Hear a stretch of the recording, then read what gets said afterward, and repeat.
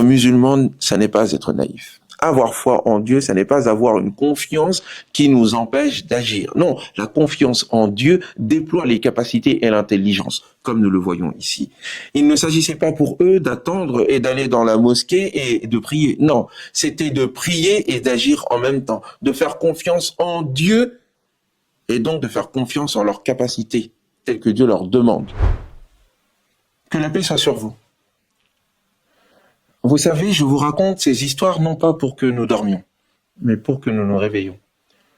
Le fait de prendre le temps de méditer la vie du prophète sur lui la paix, c'est pour nous inspirer, pour faire face aux défis d'aujourd'hui. Il n'y a pas mieux que de se trouver un modèle pour pouvoir se construire. Nous sommes à Médine. C'est la 5e année. Les coalisés, 10 000, sont défaits. Une autre trahison doit être traitée et récompensée en conséquence. Les Banu Quraïza, ces tribus juives, l'une de ces tribus juives qui était dans Médine et qui avait signé la charte de Médine avec le prophète sur la paix, s'engageant à défendre Médine contre tout ennemi extérieur, ont trahi. Mais il nous faut revenir un peu en arrière pour comprendre ce qui s'est passé. Sur lui la paix, le prophète a semé le doute dans le cœur des coalisés. Et c'est une leçon qu'il faut comprendre. Lorsque vous avez le monde entier qui se réunit contre vous, c'est qu'ils ont confiance les uns en les autres et ont un intérêt commun à vous attaquer. Il faut donc s'attaquer à cet intérêt commun. Il faut donc s'attaquer à cette confiance. C'est ce que le prophète a fait sur lui la paix. Nous l'avions déjà indiqué, nous le résumons. Une nuit, il appelle. Il invite les chefs de la tribu des Ghatafan. 2 personnes viennent. Ils sont les représentants. Ils rejoignent de derrière le fossé et discutent avec lui sur lui la paix.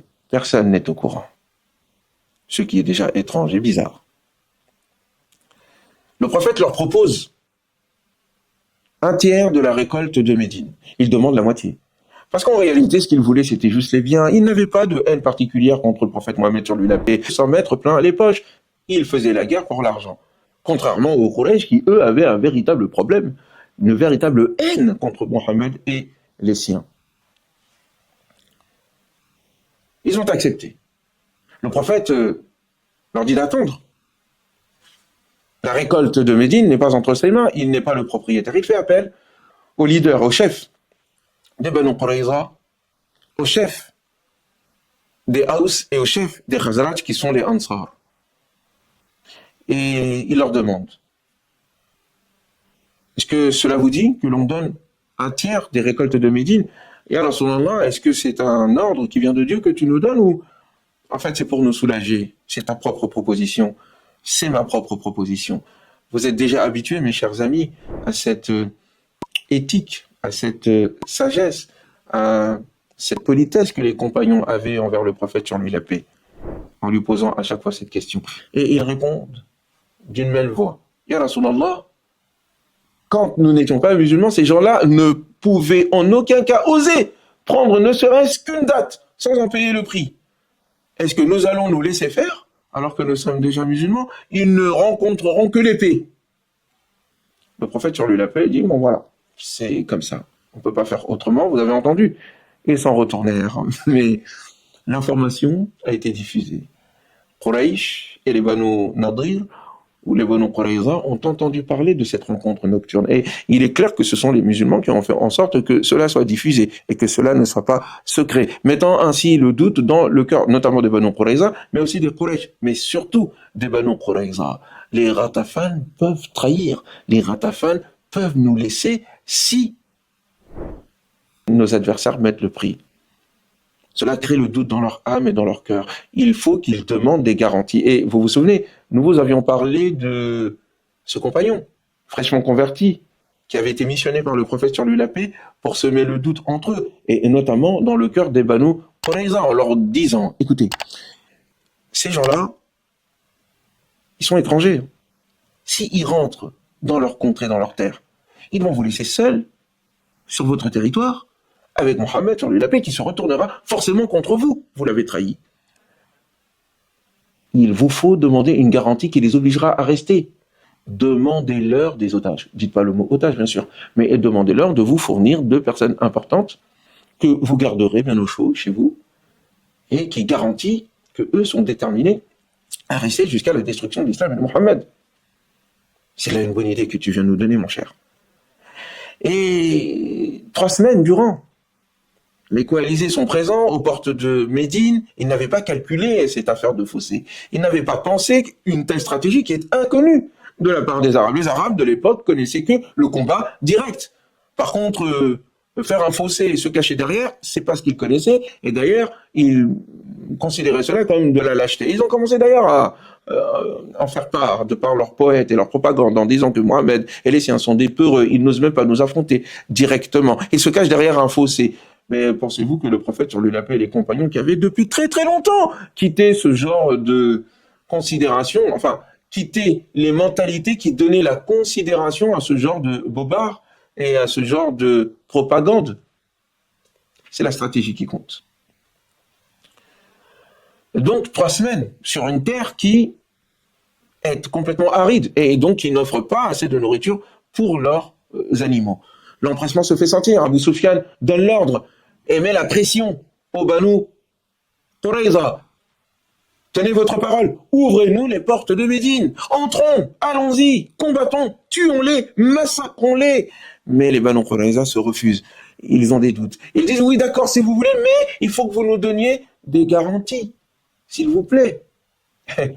Mais entre-temps, l'information était passée du côté d'Abu Sufyan, de la part de cet individu dont je vous avais déjà parlé, ce compagnon du prophète, qui leur avait susurré à l'oreille en disant, écoutez, il se peut que les Banu Qurayza soient en train de se rabibocher avec Mohammed. Ils vont sans doute vous demander, je pense, je l'ai entendu, ils vont peut-être vous demander des otages, des personnes que vous devez leur donner, et ils vont vous dire que c'est pour, en fait, nous prouver que vous êtes sincères et déterminés pour rester ici et en finir avec Mohammed, alors qu'en réalité, ce qu'ils veulent, c'est avoir des otages et les donner à Mohammed, afin de prouver que eux avaient regretté et que plus jamais ils ne trahiraient le prophète sur lui la paix. Entendant cela, Abu Sufyan les met à l'épreuve et la réponse qui lui est donnée le confirme dans son pressentiment. Ces gens-là sont en train de nous trahir. Ils se sont rabibochés avec Mohammed. Il est temps que nous retournions. C'est une expédition vouée à l'échec. Et c'est comme ça, avec les éléments de la nature aidant, comme le raconte le Coran, qu'ils se sont séparés. C'est un moment très difficile. Ils ont failli tous y passer. Le Coran raconte l'histoire.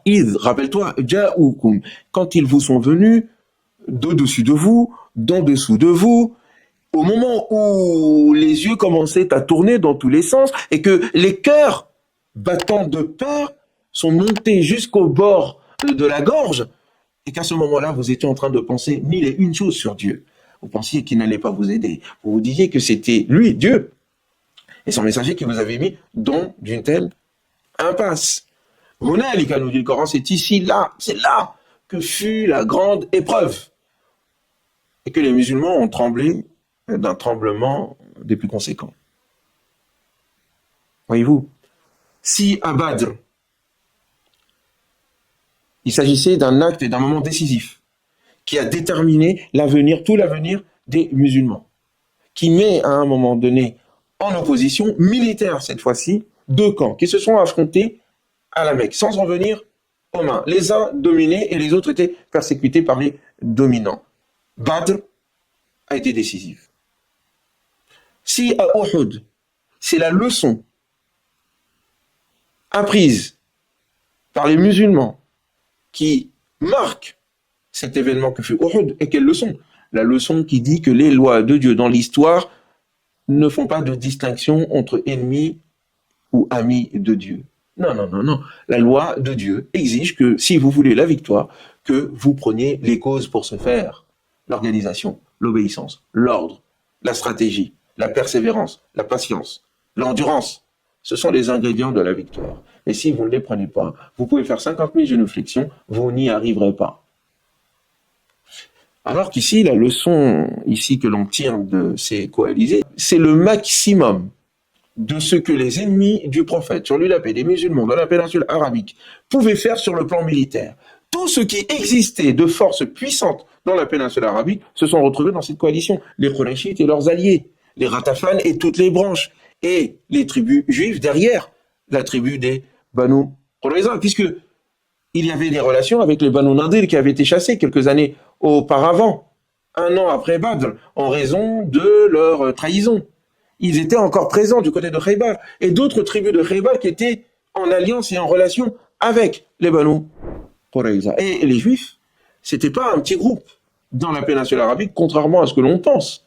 Ils avaient une présence importante dans la péninsule arabique, et particulièrement sur les routes de la caravane. Ici, il est important de l'indiquer. Le problème que le prophète sur lui la paix avait eu avec les Juifs n'a rien à voir avec le fait qu'ils soient juifs. Non, c'était des questions politiques et sociales. Aucun anachronisme ici n'est à faire sur des questions de je ne sais quel antisémitisme. Que nenni. Mais nous y reviendrons. Et donc, les coalisés ainsi défaits, il était nécessaire de s'occuper de la trahison des Banu Qurayza. Que personne d'entre vous, dit le prophète, le jour même où les coalisés sont partis, que personne d'entre vous ne prie la salat al-asr sans être chez les Banu Qurayza. Ils sont partis. La crainte s'est infiltrée dans le cœur de Banu Qurayza. Des combats ont eu lieu. Il y a eu donc des morts. Et il y a eu aussi des prisonniers. Le Coran le raconte dans la sourate. Les coalisés. Et il est important de s'arrêter un peu ici. Encore une fois, c'est une haute trahison. Les Banu Qurayza étaient les alliés des Khazraj, cette grande tribu de Yathrib de Médine. Et selon les livres d'histoire, le prophète sur lui la paix, après la victoire qu'il eut sur les Banu Qurayza, eh bien, il avait fait prisonnier 1000 personnes. Et selon ces livres d'histoire, les 1000 personnes ont été tous tuées, décapitées.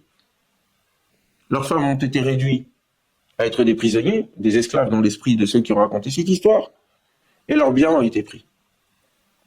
Et l'on en vient à dire qu'il s'agissait là du premier génocide ou d'un des génocides commis de l'histoire, un génocide important commis dans l'histoire, et que Mohammed, sur lui la paix, était donc en conséquence un ancêtre d'Hitler.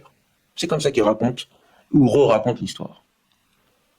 Et c'est vrai que c'est écrit dans les livres d'histoire des musulmans eux-mêmes. Nous le voyons dans la Sira d'Ibn Ishaq, résumé par Ibn Hisham. Mais une question se pose, et aujourd'hui, des recherches contemporaines indiquent que cette histoire semble être invraisemblable. Encore une fois, il ne s'agit pas d'aller dans le sens des uns et des autres modernes. C'est pas ça le propos.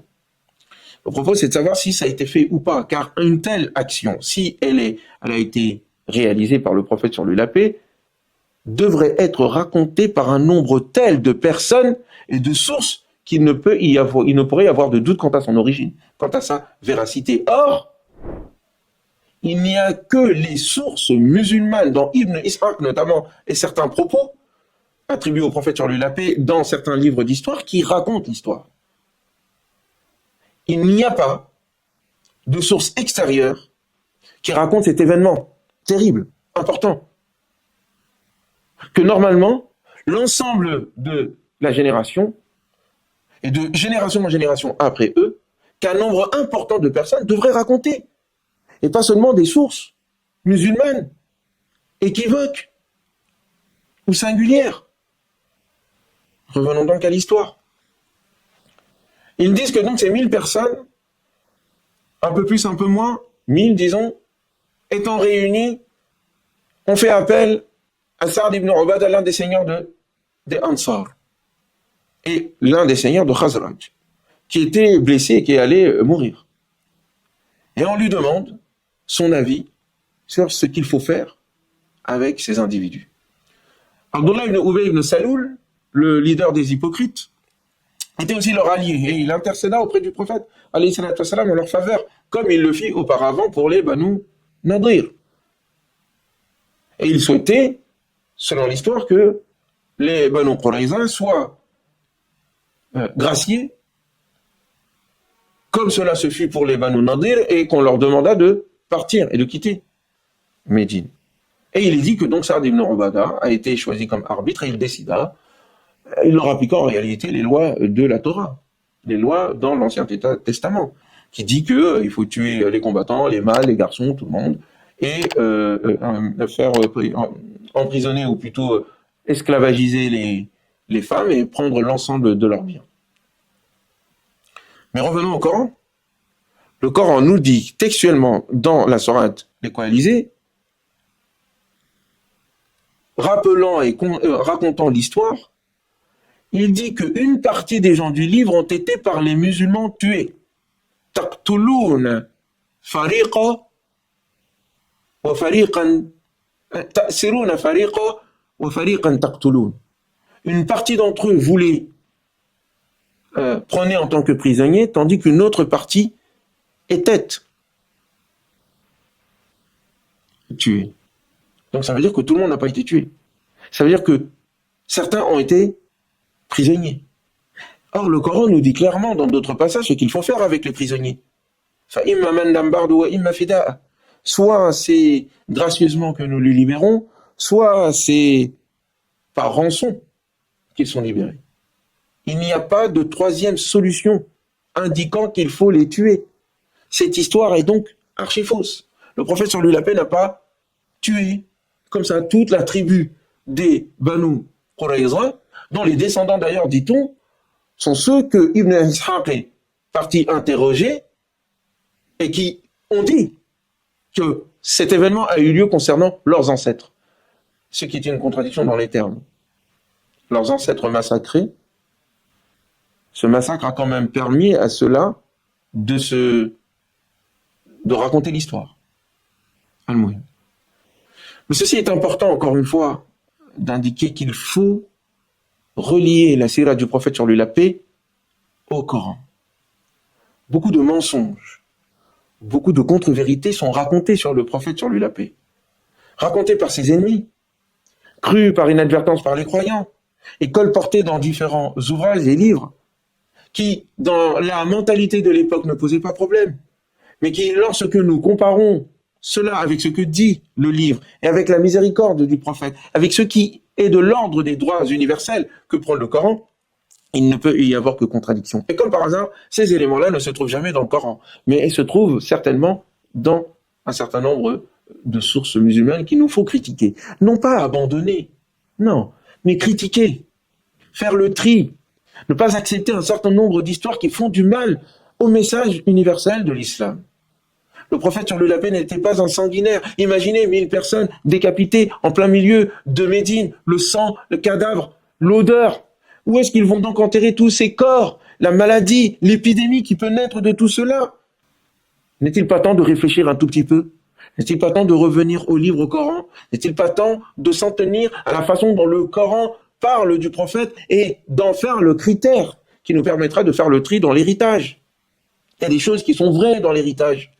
Vous le voyez, je m'appuie sur l'héritage pour raconter les événements qui ont eu lieu à l'époque du prophète sur lui la paix. Mais à partir du livre aussi, je peux poser un certain nombre de critères, de méthodologies qui me permettent de faire le tri.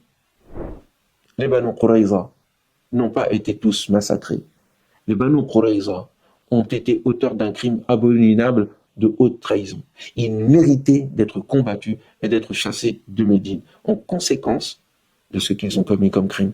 Et dans n'importe quelle loi martiale ou dans n'importe quel pays, la haute trahison se paie extrêmement cher, on le paie de sa vie. Mais encore une fois, le prophète sur lui la paix n'était pas Gengis Khan et n'était pas Jules César. C'était un prophète qui agissait selon la révélation de Dieu. Or, la révélation de Dieu dit clairement, les prisonniers, on ne les tue pas. Les Banu Qurayza, certains dans le combat ont été tués, d'autres ont été prisonniers. Faites le lien entre les deux informations et vous comprendrez qu'il n'y a pas eu de massacre de Banu Qurayza de la part du prophète sur lui la paix et qu'ils ont été eux, tout d'abord, les semeurs de troubles et les criminels qui ont failli détruire une ville tout entière. Arrêtons-nous ici. Réfléchissons encore.